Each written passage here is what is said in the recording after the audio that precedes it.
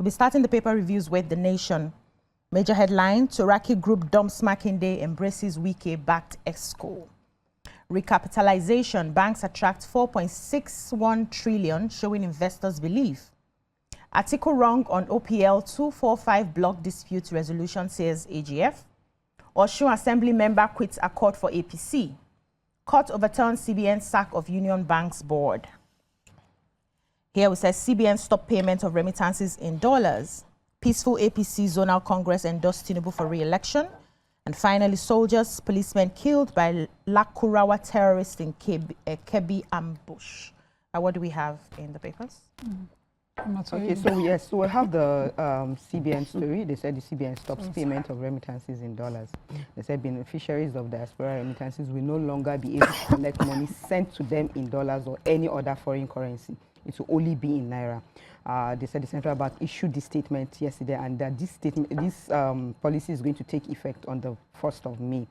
They said that this is the latest policy, and this latest policy was aimed at deepening diaspora remittances while improving transparency, traceability, and monitoring of foreign exchange flows.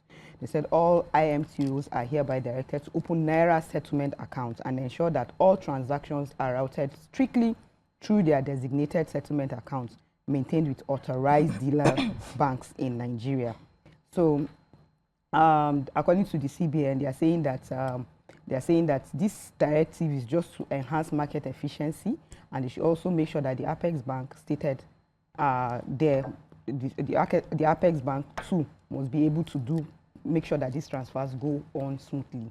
So I think this is just a way to strengthen the naira, and it's a good one. Still on CBN, so the Justice Chukwujeku Aneke of the Federal High Court in Lagos has held that the central bank exceeded the statutory authority in dissolving the board and management of Union Bank of Nigeria PLC and declared the 2024 January intervention unlawful.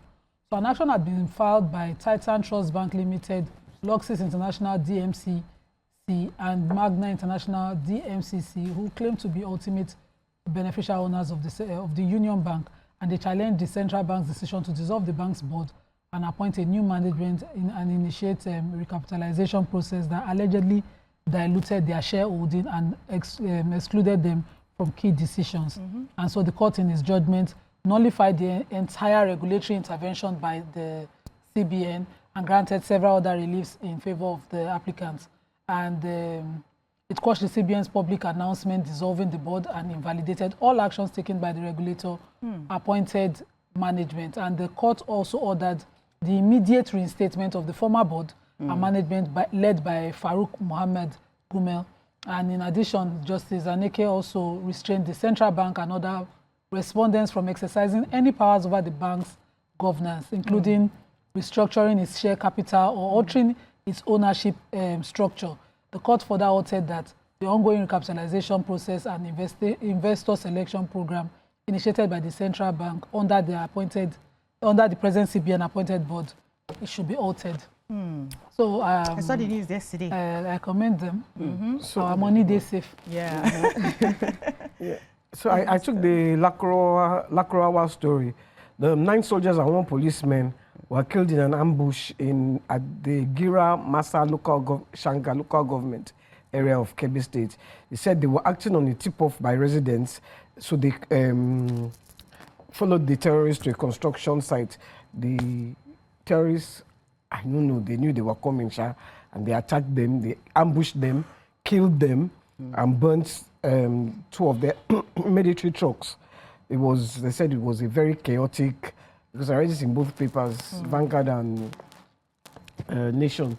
They said it was very chaotic. The military haven't said anything yet, but the governor went there and he spoke to journalists. In fact, I even watched it. The governor, he seemed broken. He was very... so disheartening. And he said Kebbi is one of the safest because he's really on top of the security issues, but that he was going to take care of all the medical bills and everything for the injured people. It was very, very sad. Okay, I took one here about a recapitalization since we talked about banks earlier. So Nigerian banks have attracted about 4.61 trillion in fresh capital, with nearly 27% coming from foreign investors. The performance, according to the Central Bank of Nigeria, that's Olayemi Kadoso, followed the launch of the banking sector recapitalization program in 2024. They said CBN had introduced the recapitalization policy to strengthen the resilience of financial institutions and prepare them for future risk. There's a lot of detail here about this, but the things that caught my attention said, however, the CBN governor is acknowledging that some financial institutions are still undergoing regulatory intervention and may not follow the same recapitalization timeline as others. But according to him, the Apex Bank is working closely with all stakeholders to ensure a smooth and credible outcome without putting the financial system at risk. He says, we remain, as the Central Bank of Nigeria, actively engaged with all relevant stakeholders to ensure that they have an orderly and credible outcome while maintaining financial stability. He also assured depositors that their funds remain safe in the banks, currently under the regulatory intervention. Is not going to affect it. Let's move on now to the Punch. Major headline, PDP factions open peace talks as Wike denies split. APC set stage for Saturday convention with zonal elections. Court upholds $13 million for feature tied to Achimogu. US-Iran war, federal government opens fuel imports, Dangote rails from FX losses. Akume Alia feud pushes Benue APC to breaking point. Kebbi attack, gunmen kill 10 security officers. 24-year-old Nigerian jailed for life in the UK. The UK leads as Nigeria's capital importation hits $6.4 billion. Let's take a story and do a short break. Who's ready to go? Okay. Okay, this is a sad story. A 24-year-old Nigerian has been jailed for life in the UK. He was driving, they said he was driving very erratically on the road, and he eventually crashed his car. He now took off and met one woman coming out of the bus, a 56-year-old woman. Her name was something Patel, Nila Patel. He attacked her, and then anyway, when they finally Probably he was on drugs. They say when they finally caught up with him, they searched his bag. He had been smoking cannabis, and he had dealer bags of the substance valued at £3,000. 3 iPhones recovered from his car. He pleaded guilty to dangerous driving and possession of cannabis with the intent to supply. So he was not just a user. He was a dealer. Anyway, and they off light in the say. My God.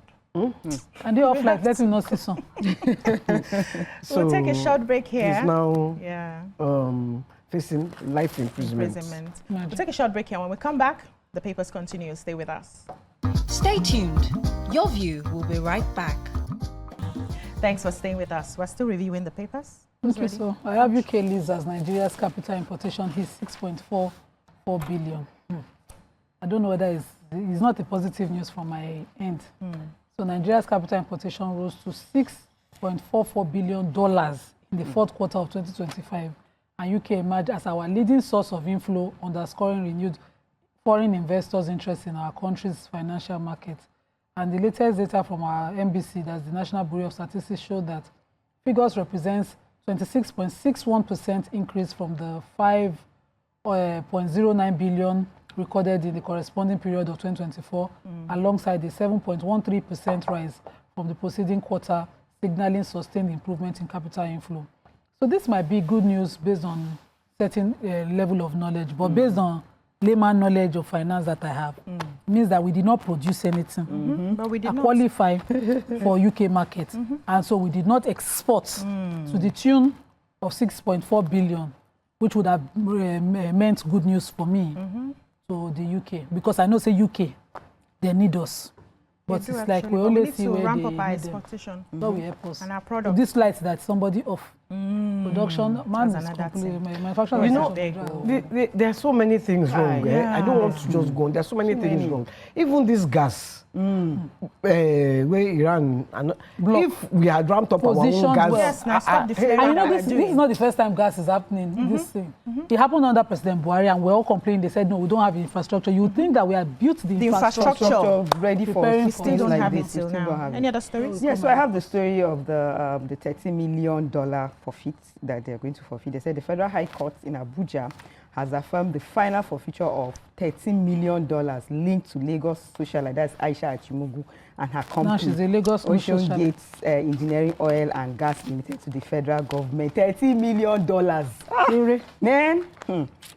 They said that that they're saying that, okay, so, you know, they said she has failed to satisfactorily explain the source of the money, and also that she has refused to even show up. She did not appear before the court to justify why the funds should not be forfeited.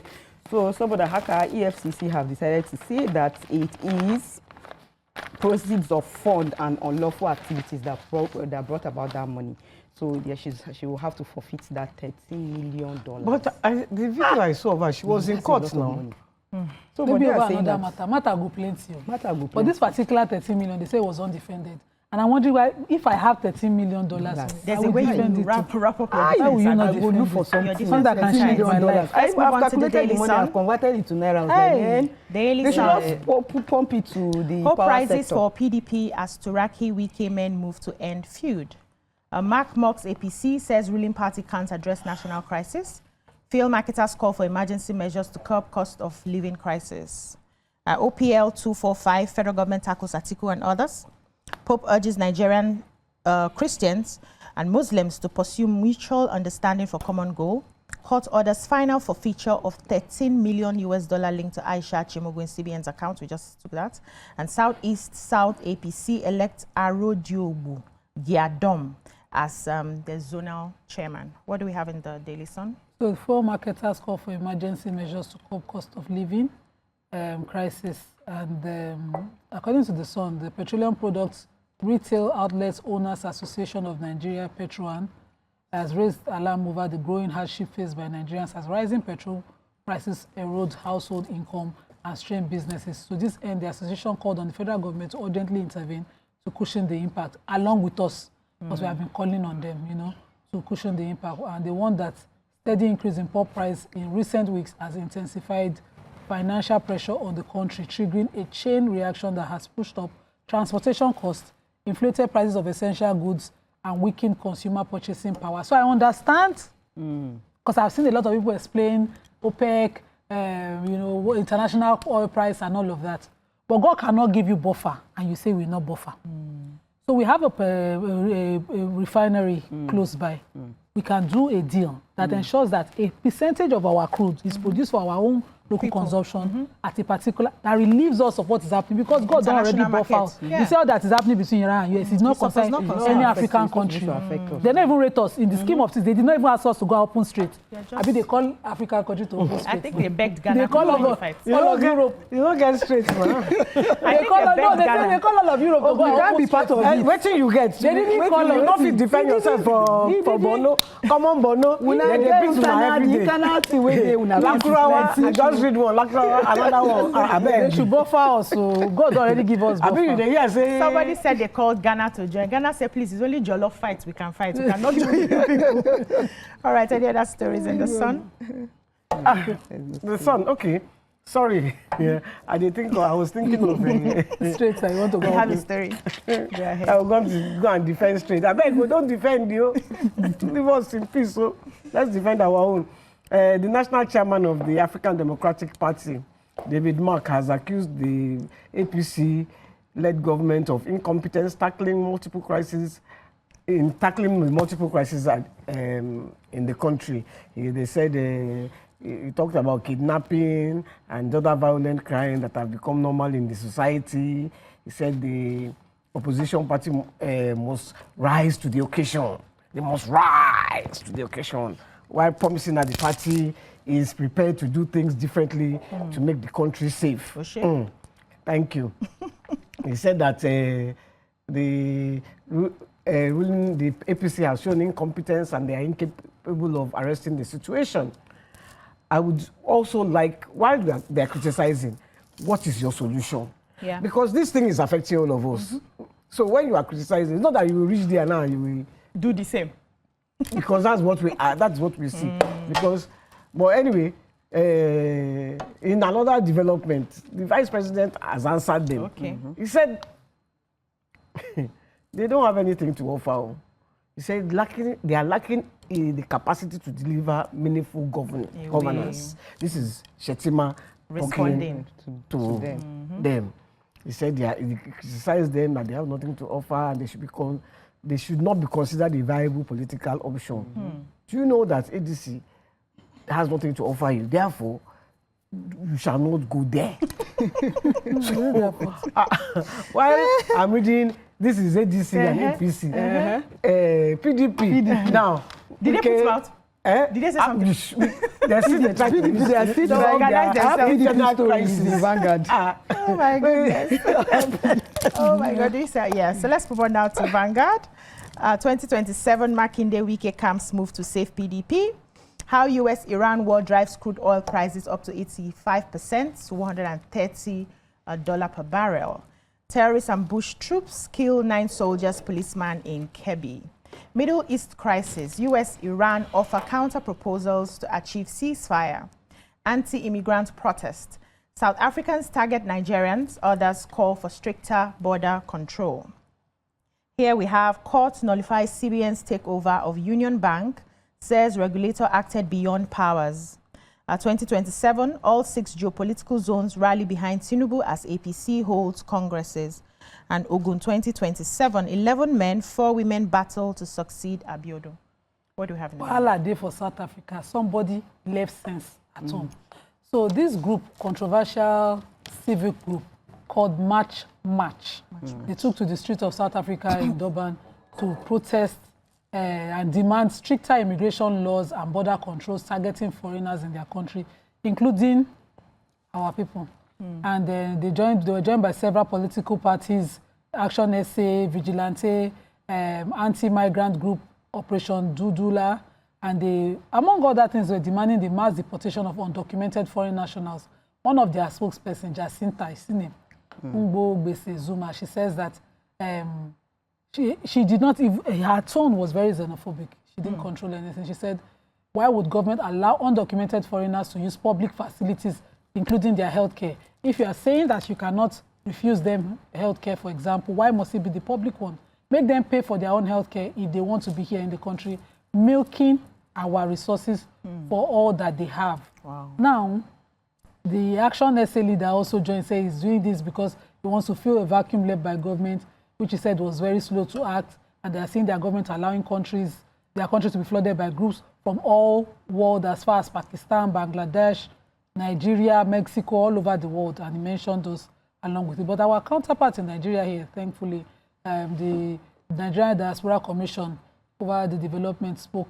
Abdurrahman Balogun, head of media public relations of the NIDCOM, said that the Commission wasn't aware of any fresh anti-immigrant protests in South Africa or attacks, but then he advised Nigerians living in South Africa to stay away from protest grounds, or rather take shelter in places where, whenever incidents of this kind of nature happen.